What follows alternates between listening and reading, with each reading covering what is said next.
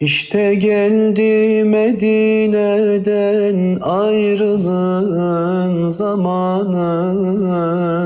Gözlerimiz hep ağlıyor, yüreğimiz yaralı. Şimdiden başladı hasret, inan ki çekilmiyor. Nasip olur mu bir daha sana gelmek ya Nebi? Çok istedim Ebu Bekir gibi sadık olmayı, adaletli Ömer gibi sana komşu olmayı.